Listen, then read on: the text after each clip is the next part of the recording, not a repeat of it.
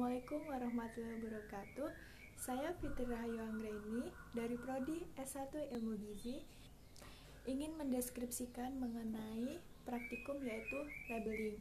Jadi praktikum labeling hari ini kita akan mengenali sebuah produk. Jadi produknya yaitu Nutella. By the way, kenapa aku pakai produk Nutella? Karena di rumah adanya Nutella dan ini bukan endorse ya teman-teman. Nutella. Yuk, mari kita bedah satu persatu mengenai labeling dalam produk Nutella.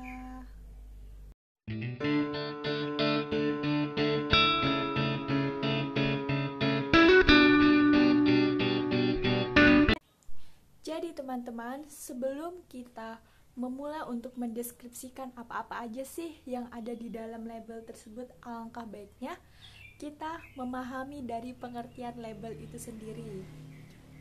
Jadi, label adalah satu bagian dari produk berupa keterangan baik gambar maupun kata-kata yang berfungsi sebagai sumber informasi produk dan penjual. Jadi seperti ini ya, kan tadi kan pengertiannya berupa keterangan baik gambar maupun kata-kata yang berfungsi sebagai sumber informasi. Jadi ini sumber informasi dari produsen ke konsumen bahwa produk ini tuh bernama Nutella. Terus ada gambarnya juga. Gitu ya teman-teman. Oke. Mari kita bedah satu persatu. Check this out. Jadi teman-teman, berdasarkan peraturan pemerintah nomor 69 tahun 1999 tentang label dan iklan pangan. Yang pertama ada nama produk pangan. Pada setiap produk pangan terdapat nama produk.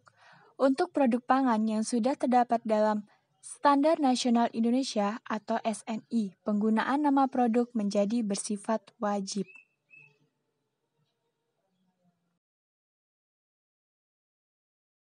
Selanjutnya yang kedua, keterangan bahan yang digunakan dalam pangan.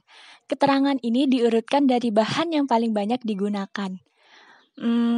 Terus pernyataan mengenai bahan yang ditambahkan, diperkaya atau difortifikasi juga harus dicantumkan selama itu benar dilakukan pada proses produksi dan tidak menyesatkan. Selanjutnya yang ketiga, ada berat bersih atau isi bersih pangan. Berat bersih atau isi bersih menerangkan jumlah produk pangan yang terdapat dalam kemasan produk tersebut.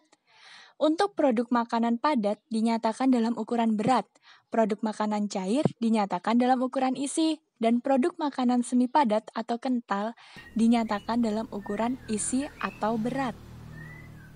Kemudian yang keempat ada nama dan alamat pabrik pangan. Keterangan mengenai nama dan alamat pabrik pada produk pangan berisi keterangan mengenai nama dan alamat pihak yang memproduksi, memasukkan, dan mengedarkan pangan ke wilayah Indonesia.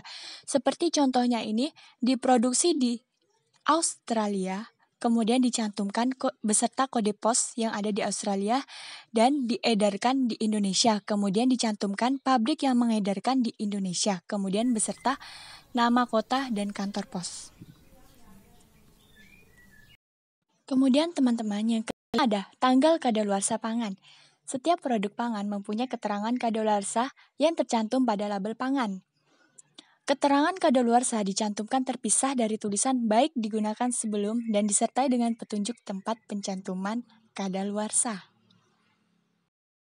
Selanjutnya yang keenam ada nomor pendaftaran pangan.